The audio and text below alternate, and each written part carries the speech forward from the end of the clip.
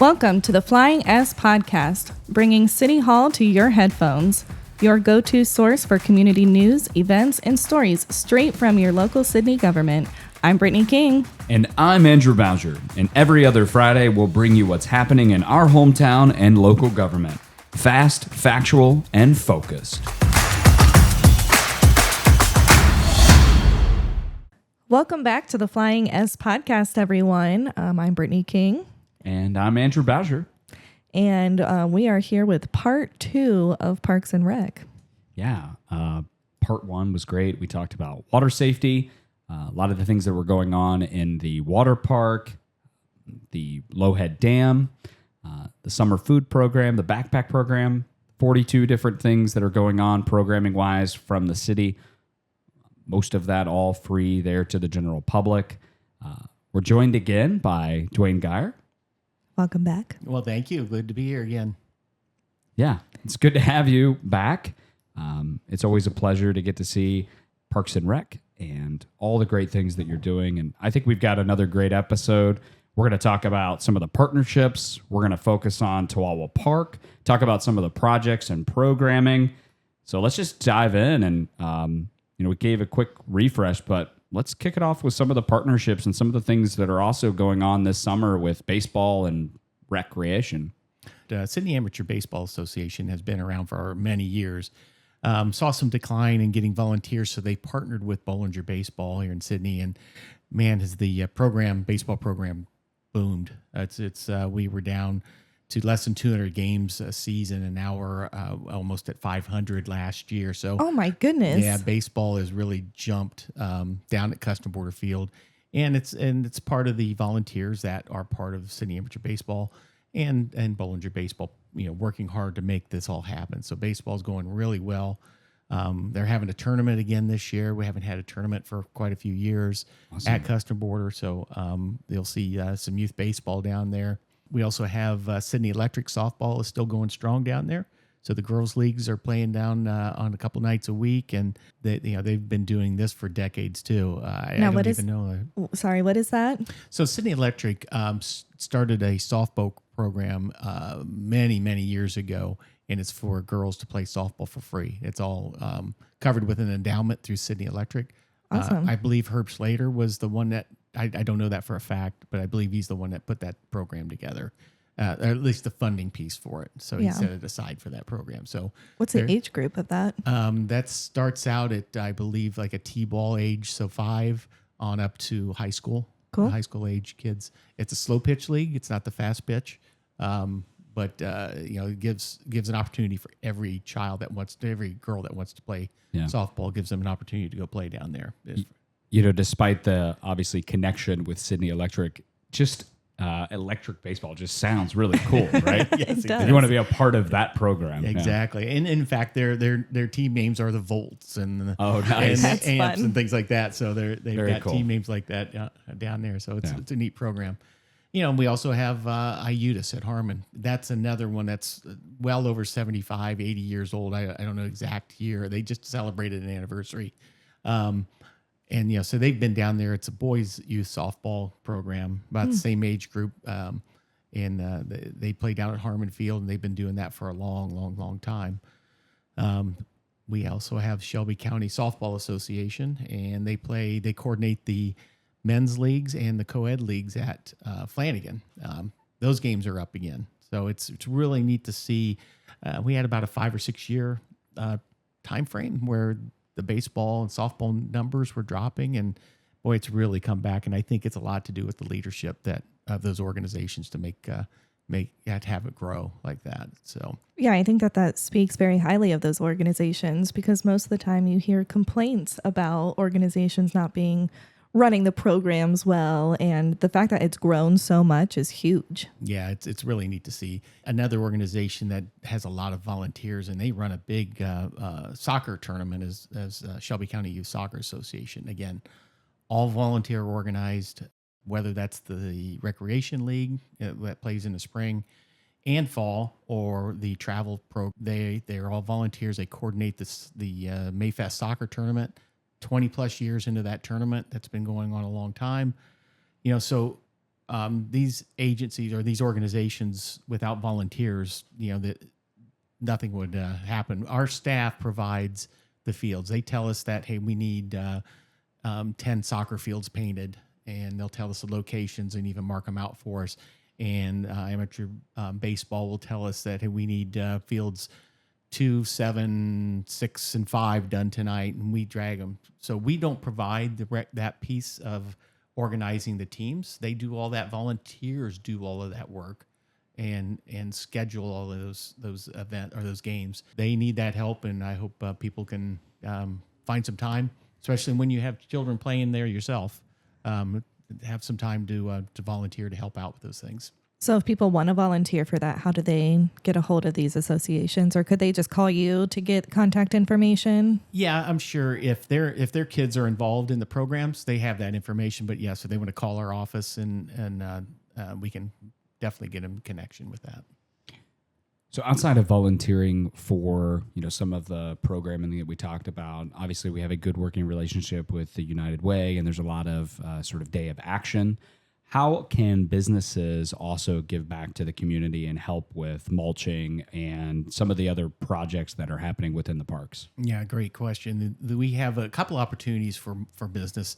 We have what we call an Adopt a Park program, where a business or a school is even adopted. Families have adopted certain parks in town, and they can do as much or as little as they want. If they want to go weekly and pick up trash and pick up limbs and things like that, or if they want to go monthly and work around the park and do things, or if they want to do it quarterly by just painting picnic tables and shelters and raking the gravel back under the play in the landing zones and the play areas. We accommodate their schedule to do that. So they can sign up for that program. They get some recognition. There's a sign that goes out on the park sign that says this park is adopted by, and we put the company's logo or the person's name on it, and they get recognition for that. But they also get, build community pride by maintaining a park, and they know that they've done it. And we've benefited that quite a bit. But there's also an opportunity that, hey, you got a group of folks from your business that, hey, we want to go out and spend some time in a park for about 4 hours. We can accommodate that too. They can come out and paint the shelter and tables and backboards and goals on a basketball court, or if there's a building at Deem Park, the restroom there, they could paint that. So we can do it on an individual basis, or they'll adopt the park, year after year. And then, as you mentioned, the United Way, the Day of Action program, that really has sparked an interest in that Adopt a Park program. It's a little different where the United Way coordinates those efforts with their agencies they bring in. There's a lot of opportunities. If you're interested, there's information on the city's website again, sydneyoh.com, Parks and Recreation, and there's an Adopt a Park program out there. But call the office. We gladly talk about how we can, what location you want to adopt, where, how much you want to, how much time you want to spend, and it's very flexible on what we can do or what you can do for us, and any of that help really makes our parks look a lot better, and we appreciate those volunteer opportunities. Yeah, those 2 parks that are right by the Big 4 Bridge, I know that those are adopted, and those look wonderful. I come in through that way, into work every single day, and it's just a beautiful drive going past there.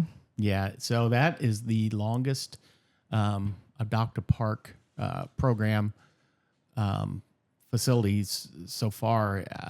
Sydney First Methodist Church has adopted that since 2014. Oh, wow. They mulch it every year. They bring their own flowers in. They trim the shrubs. They pick up limbs. They water the flowers that they put in. They're putting perennials and annuals in there, so they've got some expense when they do that they take care of all of that. And that's an entryway into Sidney. That is a beauty area, a beautification area that probably wasn't getting as maintained as well before they took over. And boy, it really does look nice down there. They've done a great job with that. So, leading question, Dwayne, what is the fastest growing sport in America? By far, pickleball. Pickleball. It is growing. It's growing in Shelby County, and definitely in Sidney. So about 2 years ago, we built 4 courts.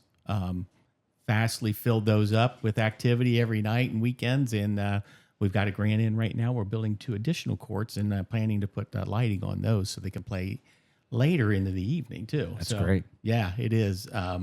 So it's Pickleball's great because it's for all ages. Oh yeah, I drove by there. As mentioned, watching, saw the baseball fields with pickleball courts, and there were young kids out there playing with their parents or an adult, and it was really neat to see.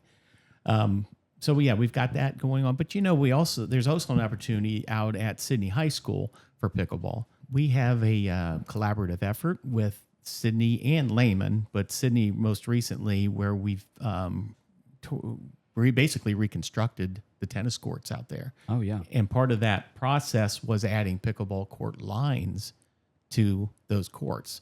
So that collaboration, that also allows for tennis to be played by the public. As long as the schools aren't using them for their high school teams, those tennis courts are public courts to use. So you're welcome to use them at Sidney and at Lehman if you would choose to. Yeah. I was just going to ask that if it was at both or if it was just at Sidney High School. That's great that it's at both locations. And we're working with Lehman right now to reconstruct theirs. So we have some money set aside, and Lehman's working to find their funds. We share the capital costs on those repairs or improvements, and we're hoping to get that done yet this year. And I believe Lehman will put pickleball lines on their courts too once we get to that point. Awesome. Yeah, I mean, it's great because both high schools are obviously on opposite ends of the city, so it allows for multiple neighborhoods within our community access to a lot of these sort of recreation type tennis courts or fields or what have you. And it makes sense too for us to share those expenses. That way we don't have to build 6 of our own and take all of that cost. The schools to share it with the public like this and allow the people. It cuts our cost in half of maintaining those courts. Yeah, that's great. So outside of pickleball, what is one other large sport that people have been asking for in our community? So we've been getting phone calls and emails for a long time about disc golf in Tooele Park. And it's actually, we've had some very good activity. We've got a steering committee. Some gentlemen came to us really wanting to provide that in Tooele Park. They've laid out a course. We've got it approved through the rec board throughout Tooele Park, 18 holes. And then right now we're in the fundraising phase of this. So if there's a company out there that's interested in sponsoring a hole, we've got some flyers generated that you could put your name on a hole just like you see at a regular golf course. It'll be a sign that shows where the basket is, and then your logo will be in the corner of it. If you're interested in participating in that, give our office a call and we can have that conversation. Very cool. So speaking of Tooele Park, I love Tooele Park. Yeah. It's my favorite. It is the hidden gem, I think, of the community, and I'm assuming everybody has been there, but if you're visitors and you're listening, I mean, you got to go. There's so many different amenities that are there. So give us kind of a brief history of Tooele Park. Yeah, Sidney, a city of our size, to have a park that size, 226 acres, is just phenomenal. I talk to other communities when I go to conferences that are just amazed that we've got a metro park basically in Sidney. And it's well maintained, if I have to say so myself. I would agree. Again, the crews do a great job; they really do. But the history, how that all started, is very interesting. So in like 1948, there were post World War II, these gentlemen thought, hey, this land is for sale, which was the initial, I believe, it was about 100 acres towards the front of Tooele Park. And it was for sale, and they said this would be a good park for the community. They went out to raise, I think it was $13,000 to buy that 100+ acres of land, which in today's prices, oh my gosh, it may be millions. That would be wonderful. Yeah, Do the quick math on that one. Yeah, right. Ooh. But went to Monarch Machine Tool. One of the gentlemen there found out what it was for, gave him all $13,000, go buy the land, and go raise the money and pay us back. So that was a neat start to Toowoomba Park. And so it grew from that original 100-ish acres to over 226 acres. That's through donations or land purchases over time. We've got most recently got Camp Brookside, the old Girl Scout camp, 35 acres that we developed into a nature area. There's trails, overlooks, some shelters back there, conservation area. It's used for camping for youth groups. Like we just had a church group back there last weekend. We have Boy Scouts back there camping, Girl Scouts. So youth organizations are welcome to use that for camping, but otherwise it is a nature area where no cars are back there. You're walking, and it's just peaceful and a beautiful piece of property that we acquired. So the other interesting history, which was been long before that, is Big Rock. Yeah. So the history of Big Rock. So there was a gentleman from Sidney that did research. He was a geologist, and he determined, based on its composition, that rock came from, during the Ice Age north of Lake Superior in an iceberg and was deposited in that location. Oh, wow. Based on its composition, it matches with the composition of this granite outcropping up north of Lake Superior. So, hundreds and hundreds of miles, it came down on a sheet of ice and was dropped in that location. So that was incredible. Some very neat history it's literally a big rock. And you can climb up to the top of it. And I believe when we were there for the chamber leadership group, you had said that there was something on the top of it that was carved in. I forget what you said it was, though. So in 1876, which is when the Monumental Building was being built, it was July 4th, so they weren't working. So the gentlemen, the stone carvers from that were working on that were picnicking back there, and they climbed up on top and carved the U.S. shield, which in 1876 is what is different than what it looks like today. It's carved up there on the top, and their names are carved in there. Now, weather has taken its toll, and a lot of the names are missing, but that shield is still prominent up on the top of that rock. There are names carved on the side, including William Binkley, who was an editor back in the late 1800s into early 1900s for the Sidney Journal, I believe, the local newspaper. His name's carved on the side, and several other people that were prominent in Sidney back at that time. Cool. Yeah, so some great history back there on that. No, well, you mentioned William Binkley, and we talk about so many other sort of what I would consider founding fathers and mothers of Sidney. You will find their names back there because of the donations that they have made, which I think is only enhanced, obviously, the beautification of the park, right? Like Milligan Glen and the Binkley Pavilion. And these donations are all private dollars that are given to the Parks Department to go and enhance some of these areas. Yeah, that's very true. A lot of those, the most two recent pavilions back there were donated by a gentleman that I mentioned that was the geologist that identified Big Rock. The first one was after his great-grandfather, William Binkley, that I mentioned, his name's carved on the rock, was able to add the shelter at Aschenbach Grove. Really activated that area. There wasn't a lot of, people walk back to Big Rock and come back out and really never use that. Boy, that's one of the shelters that is reserved quite a bit, and it seems like there's always somebody back there. They can access Big Rock easier now. When you do things like that, we'll spend more time putting trails back there. Before it was just a grassy area to walk back there, and then that same gentleman also donated on Pointner Knoll one in memory of his parents, Dickus Pavilion. Very similar. It's almost a twin to what's at the Binkley Pavilion in the Aschenbach Grove. Aschenbach Grove, the Aschenbach family of Reuben Aschenbach, who that's named after, a former rec board member back in the 50s and 60s.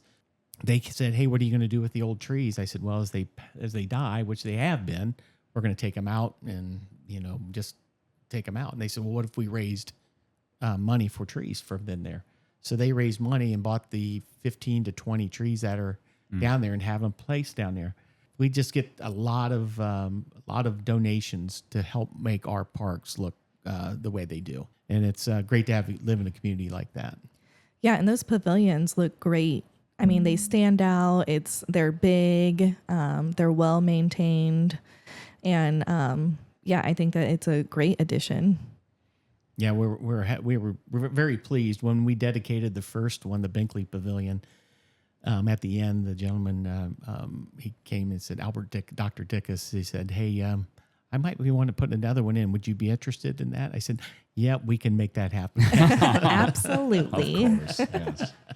So we talked about some of the pavilions. Obviously, you can reserve any of those back there for free. You just have to get in touch with the Parks and Rec department to reserve those to make sure there's no issues. And then talk about some of the other amenities like the TAP grants that we've received for some of the bridges back in the park.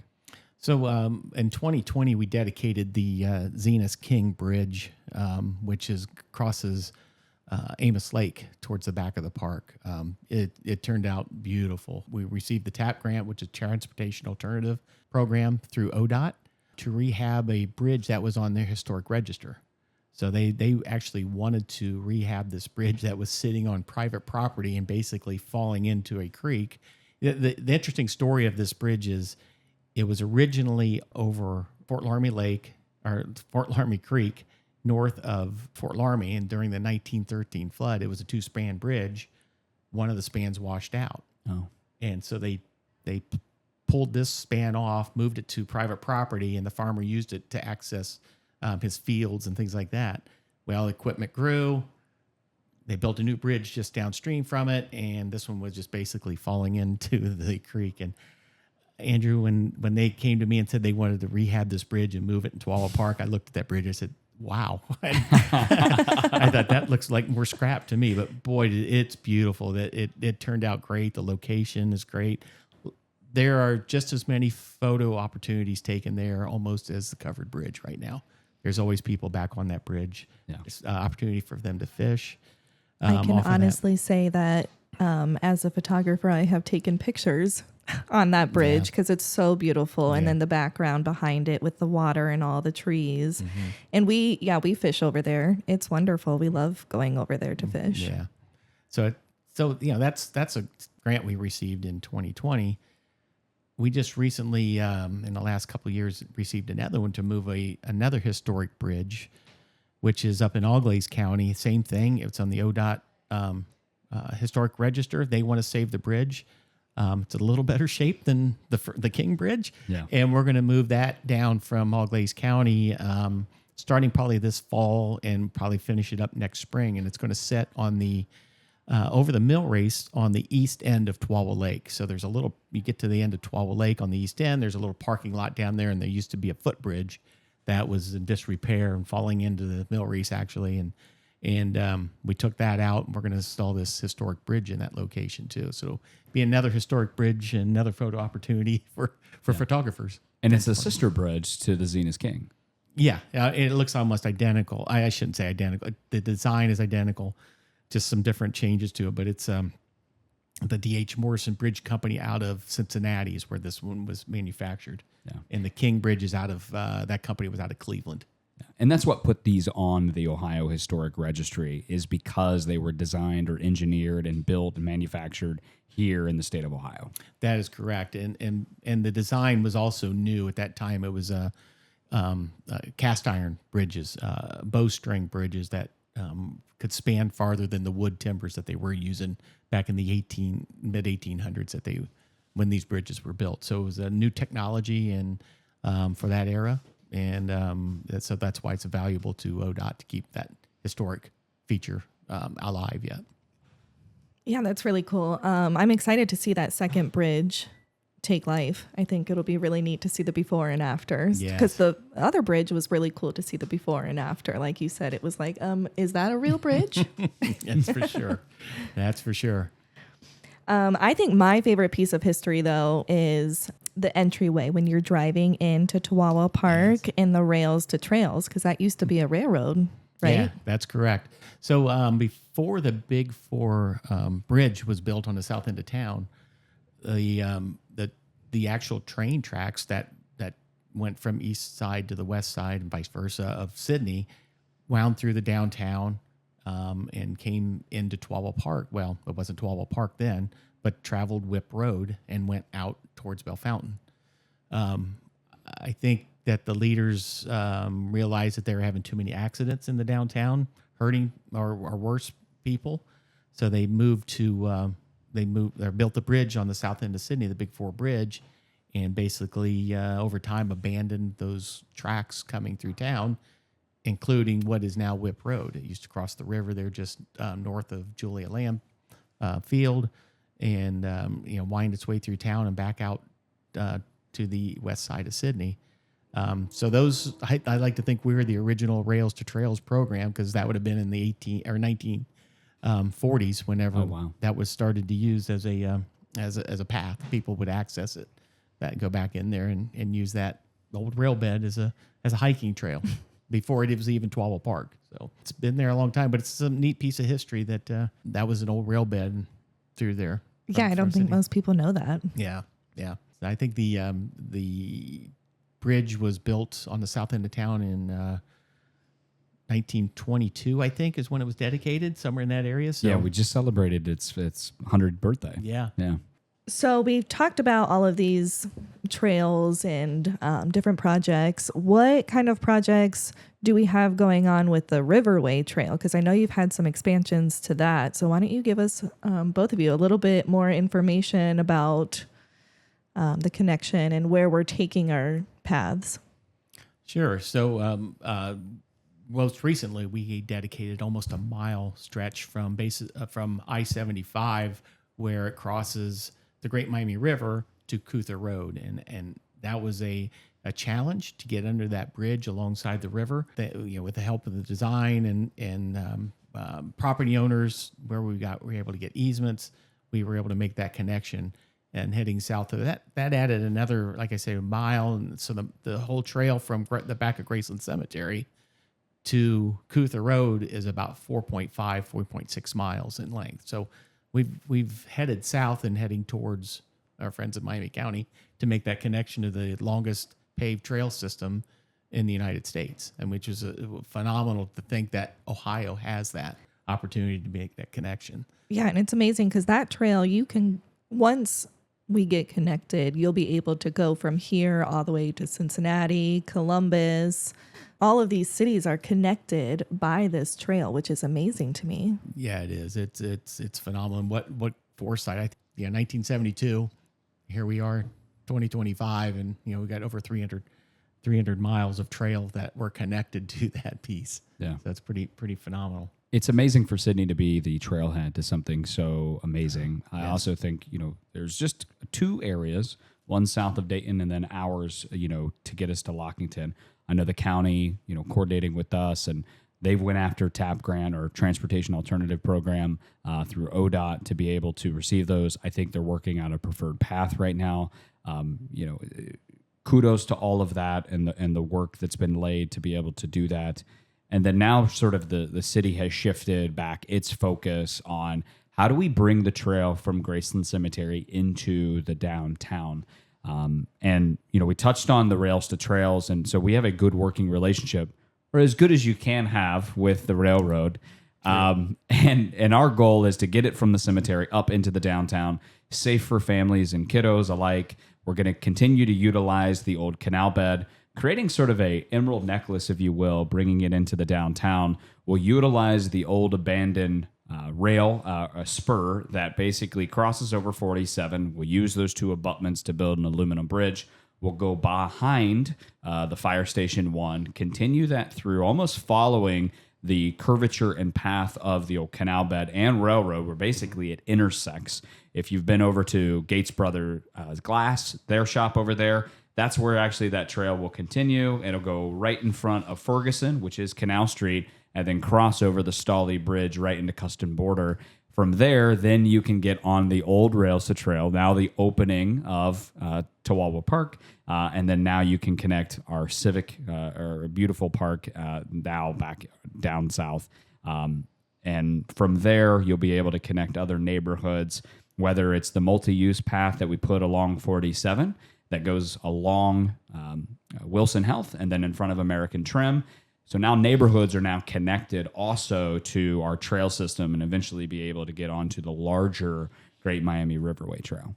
And the city tries to go after as much grants as we possibly can with a lot of this. And we talked about the TAP grant, and the city just recently, when we were recording this episode, had received a $2 million TAP grant for the renovation of the old train depot station. So if you didn't know, Sidney does have an Iron Cross. So we have a north-south track as well as an east-west track. The east-west, just west of the Big Four Bridge in a small neighborhood off of Walnut and Chestnut, was and still is a train depot. It was actively used for passengers. There was a train enthusiast group that came in. A lot of that led by Mayor Mike Barhorst and a lot of other individuals and key stakeholders and leaders within our community. We applied for the grant. We were now awarded. So they will be renovating that. But that's also part of that overall trail network and that connectivity to sort of a green transportation corridor, which we think is going to continue to spur downtown growth and development. It's going to create pocket parks and beautification areas with overlook and scenery. So now train enthusiasts are going to be able to go there. There's going to be an area for a small playground. But talk about maybe some of the other importance that comes to fruition with. Well, that area right there is will be perfect for that's already being used. That it just there'd be an opportunity for maybe an organization to go in there and set up a train club to not only observe, but they have meetings there and talk about where those opportunities are to go observe other trains. That's huge. I believe it was North Baltimore, Ohio, has where 3 tracks actually come together in one area as a triangle, and that they renovated a depot there. Fostoria. Was it Fostoria? Is that Yeah. what it was? Okay, Fostoria. It's up there. That is an amazing historical feature that was renovated for the community, and they don't build those buildings any longer. They don't just like the bridges, things like that. We need to maintain those and renovate those and provide those opportunities for history. Well, I know, I have 2 boys at home who would love to just have somewhere safe to go to watch trains. And I feel like eventually this could be that spot, right, where you can go at an actual depot and watch the trains go past. It'd be cool. Yeah, and the city does own it. So if you are out there and you're looking, there's a lot of train enthusiasts that listen to, when the trains are coming through. They're obviously on a schedule and things like that. We have the Chestnut Bridge that's closed to vehicular traffic, but pedestrians and bicyclists can go on top of it. And that's obviously the east-west. So you can actually get to see the top of the Big Four Bridge over there. And it's actually quite scenic. And when the trains are really rolling, especially the ones coming east-west, whether they're coming from Cargill or what have you, that creates quite the wind tunnel. And it's very exciting to get to watch them kind of cross underneath of you. Yeah, that's cool. Yeah. So with all this, new park projects and development, we did just complete a parks master plan in 2023. Talk about that and talk about some of the other projects that are coming along the way, maybe in the next 5-10 years.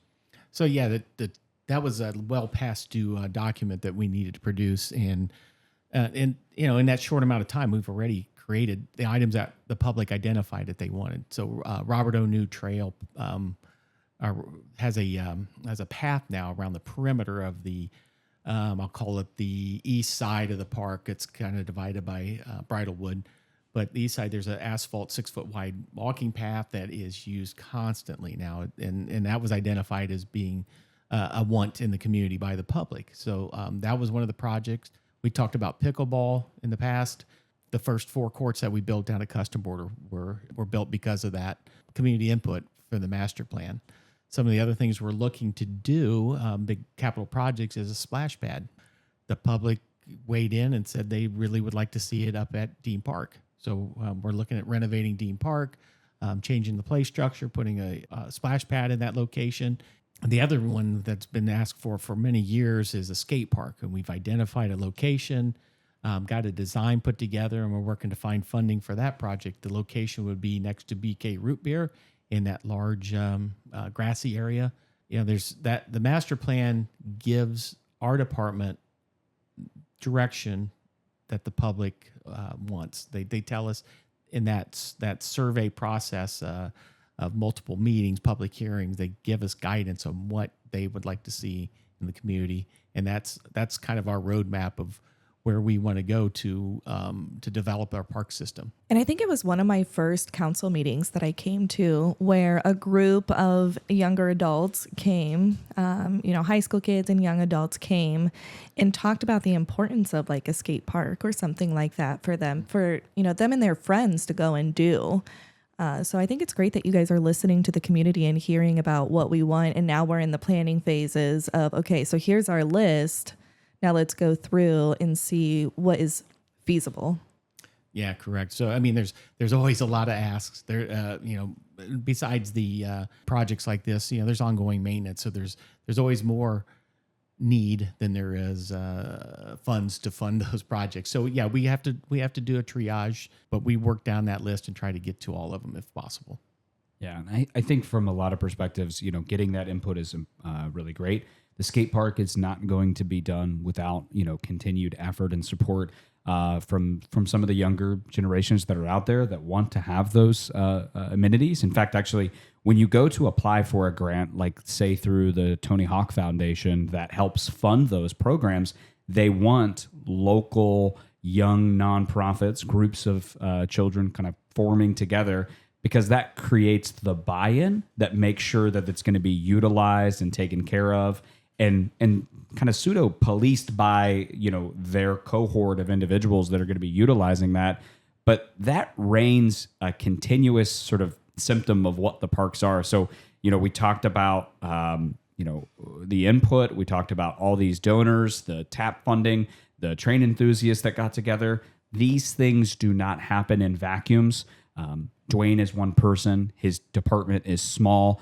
It's way smaller than what we wish that it would, but we work with finite amount of resources, and the city's not just squirreling away money. Unfortunately, they get kind of pushed down the line, and I wish that it wasn't like that. So when we get donors and we get individuals that want to be activated within that really helps. And I think that has continued to see that because we have a very giving back community. Himmelgarn Park is another example of that. The Himmelgarn family, Jim, Sarah, gave us a small piece of green just north of the downtown. It happened to be one of those areas that was a donut of a green space. And then now that's going to be activated. Part of that Parks Master Plan took a look at what could be there. And I think it's going to be great. And eventually we'll be able to program that when funds are available to be able to do something within that park space. Currently, right now, it's the city's there and maintaining it. But at least, you can go out there and maybe you can have a picnic and be able to utilize that space because now the city's maintaining it. Yeah, that'll be a nice asset when we get that developed for that neighborhood. Again, we talked about underserved neighborhoods. That would be an active area for that community, that area of the community. Well, we do have to start wrapping up because we don't want to make these episodes super long. So I'm going to go with some questions that I've seen online, some questions that have come up at council meetings and various avenues. One big thing about Toowoomba Park is once you get into Toowoomba Park, you lose cell phone reception, which is pretty terrifying, especially being a woman. Sure. And if you have small children, you want to be able, if there's an emergency, to be able to call out to somebody. And I know we have our park rangers who drive through there and spend time in there, but are we doing any form of efforts to try to make that more safe to get cell phone reception in there? Well, you mentioned, as a woman being concerned with being back there without that service. We also have large events back there like the Civil War reenactment or the car shows and things like that. Something happens there. Those folks that are involved in the accident or incident have to drive out to the gate to make a phone call. And that's not good. That's not safe. You're correct. So we've recently, in the last couple of years, reached out to initially to Verizon, and they've turned it over to a cell tower company. There's a cell tower going to be installed in the old Brookside area in the parking lot where the lodge used to be. So it'll be way at the east end of the park, but it will service Toowoomba Park and increase the coverage and the safety of Tooele Park. So we've got that coming. It looks like maybe construction might start this fall, but an operation in the spring of 2026. Yeah.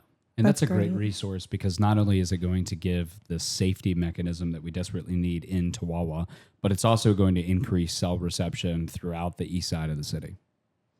Yeah, that's correct. There's some folks we had a public hearing about it.